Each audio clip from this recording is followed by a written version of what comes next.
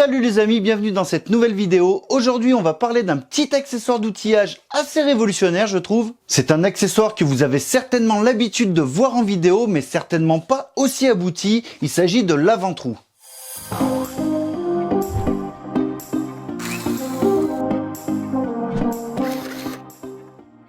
Alors, avant d'entrer dans le vif du sujet, laissez-moi vous expliquer un peu comment j'en suis arrivé à vous présenter ce produit. C'est tout simplement suite à ma visite sur le salon Eurobois que j'ai rencontré Didier. Didier qui est à la tête d'une toute jeune start-up française pour laquelle il consacre la plupart de son temps libre pour mettre en avant sa petite création, cette petite pépite qui fait vraiment partie des objets ou des accessoires de la vie de tous les jours pour lesquels on se dit mais j'aurais carrément pu y penser quoi. Alors j'en entends déjà certains qui vont critiquer cette vidéo de par mon enthousiasme, qui vont dire que j'en fais trop encore une fois. Mais laissez-moi vous présenter le produit et ensuite on en reparle.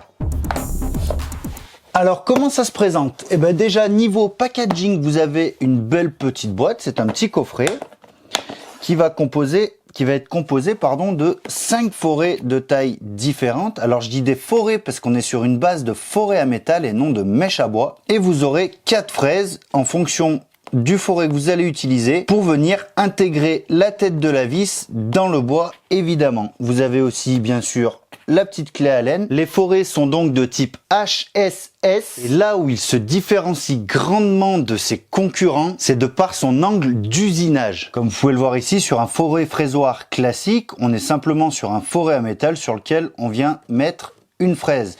Ici, on a en plus un affûtage qui va venir vraiment épouser la courbe de la vis. Alors dit comme ça paraît rien, mais je vais vous faire un petit schéma sur le tableau et vous allez comprendre. Alors on va schématiser grossièrement tout ça. Habituellement, quand on a deux sections de bois à visser l'une avec l'autre avec un forêt fraisoir, notre forêt fraisoir va venir s'insérer effectivement dans le bois et va nous laisser une empreinte à peu près comme ceci. Donc là, la vis, si admettons on vient à percer sur la même longueur que rentre le filetage de la vis, notre vis elle va venir grossièrement, elle va venir comme ça, avec le filetage qui ne sera pas en contact sur toute la profondeur du trou. Avec le forêt, l'avant-trou, vous allez avoir un profil qui va être exactement le même que votre corps de vis. Ça fait qu'il y a tout le filetage qui va venir vraiment en contact avec toutes les parties du bois. Alors là, vous allez me dire, ouais, mais dans ce cas-là, il suffit juste de percer un peu moins profond et la pointe de la vis va venir s'insérer quand même. Alors d'accord, mais là où ça me dérange un peu, c'est que là, dans cette configuration, c'est nous qui essayons de trouver une alternative à un outil un peu mal conçu. Mal conçu ou qui n'a pas forcément été pensé jusqu'au bout quoi. Et à côté de ça, il y a des mecs comme Didier qui essayent de creuser le truc vraiment à fond et de trouver la solution optimale. Et voilà, c'est pour ça vraiment que je souhaitais mettre son produit en avant. Bien sûr, là on va procéder à quelques tests. On va même comparer avec des forêts concurrents. J'en ai notamment de la marque Parkside qui sont assez ressemblants, mais vous allez voir qu'au final, je vous laisserai découvrir ça lors du test. Bref, on se met en situation, c'est parti.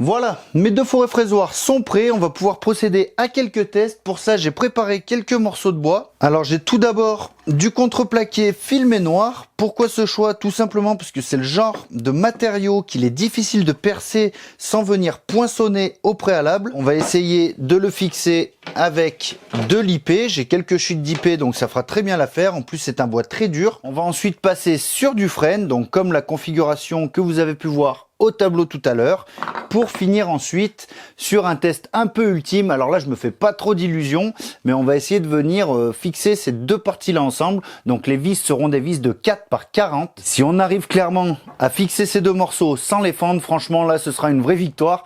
Mais bon, sachant que dans la vie de tous les jours, c'est pas le genre de configuration qu'on rencontre souvent. À la limite, on perçait plus dans ce sens-là pour venir fixer éventuellement des glissières de tiroir ou des choses comme ça. Mais là, clairement, c'est vraiment pour le test, pour s'amuser un peu et voir un peu jusqu'où on peut aller. Pour chaque test, je vais commencer par le forêt Parkside pour ensuite terminer avec l'avant-trou. C'est parti!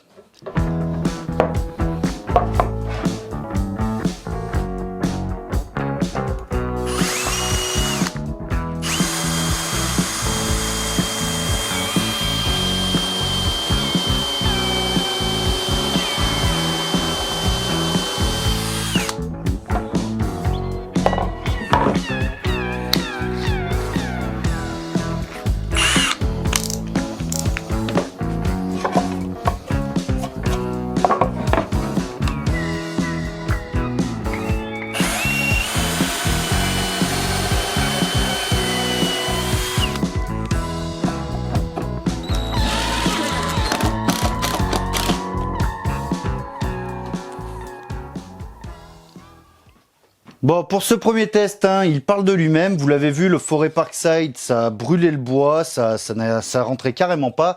Après, c'est vrai que l'IP, c'est vraiment un bois très très dense. Hein, c'est vraiment un bois exotique très costaud. Mais bon, l'avant-trou, lui, par contre, a réussi quand même à y venir. Alors bon, voilà, bon, c'est franchement concluant. On va pouvoir passer tout de suite aux freins.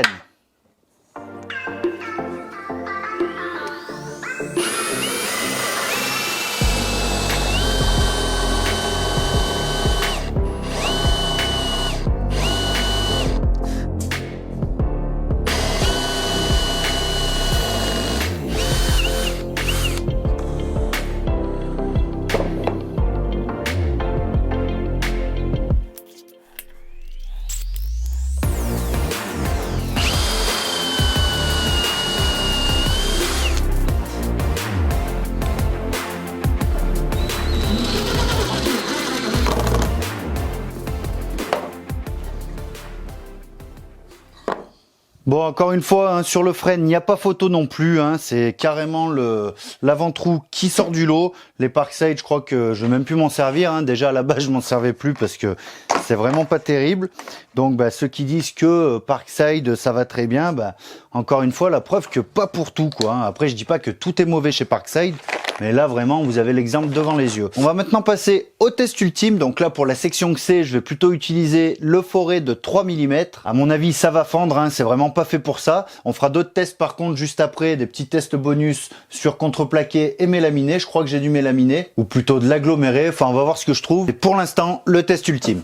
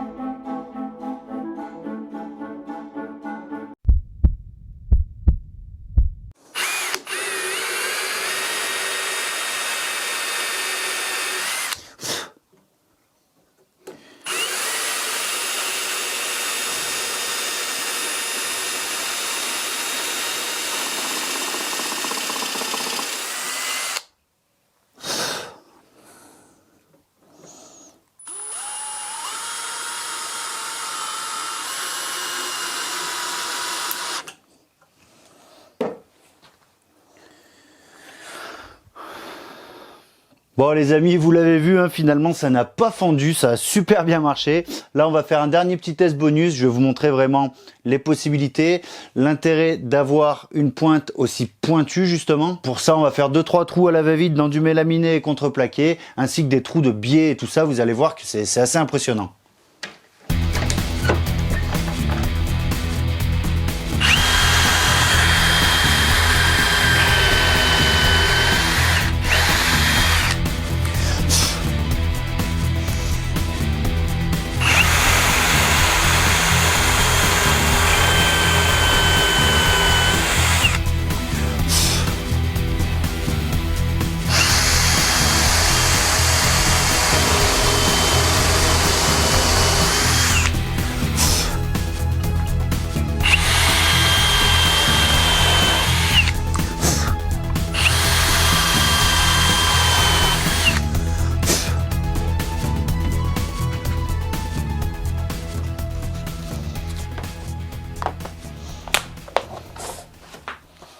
Bon les amis, je vais m'arrêter là pour ces tests. Je trouve vraiment un réel intérêt pour ces forêts, même si pour ma part, j'émettrai une petite réserve sur le fait qu'elles ne soient pas équipées de butées de profondeur. Il existe des petites butées sous forme de rondelles, pareil, avec une vis comme il peut y avoir sur les fraisoirs, qui viennent se serrer justement autour de la fraise pour ne pas dépasser l'épaisseur de la tête de la vis quand on va percer. C'est un petit détail. Je sais pas d'ailleurs si sur son site internet Didier ne les propose pas à l'unité. Je sais qu'il le fait pour les forêts de la Ventroux, donc si vous avez besoin que d'une taille, vous pouvez acheter qu'une taille. Sinon, vous achetez le coffret, vous faites-vous plaisir. Franchement, c'est du bon matos. Et surtout, conçu, breveté et usiné en France. Et ça, c'est plus tous les jours que ça arrive. C'est rare que j'appuie autant sur un produit en vidéo, mais là, franchement, c'est un coup de cœur. Didier, merci encore pour ta confiance. Pour le reste, j'en ai un deuxième. Vous allez pouvoir le gagner sur Instagram d'ici quelques semaines. N'hésitez pas à aller y faire un tour. Le lien de mon compte Instagram est d'ailleurs dans la description de la vidéo. Bref, je vous laisse regarder ça de votre côté. Pour ma part, je pense avoir fait le tour de la question. N'hésitez surtout pas à m'écraser ce pouce bleu pour Didier. Ça lui fera de la visibilité. C'est super important pour lui aussi. Je vous donne donc rendez-vous la semaine prochaine. Et en attendant, n'oubliez pas, le meilleur résultat est celui qui vous convient. Et Instagram. Bisous. Alors bien sûr, là vous allez me dire, ouais mais Sylvain, là on peut clairement percer un peu moins haut et la pointe de notre vis, elle va venir en force au fond du trou, ça va pas demander une grosse résistance, et ça fera très bien l'affaire. Alors oui, c'est ce qu'on va se dire nous, mais pas Didier.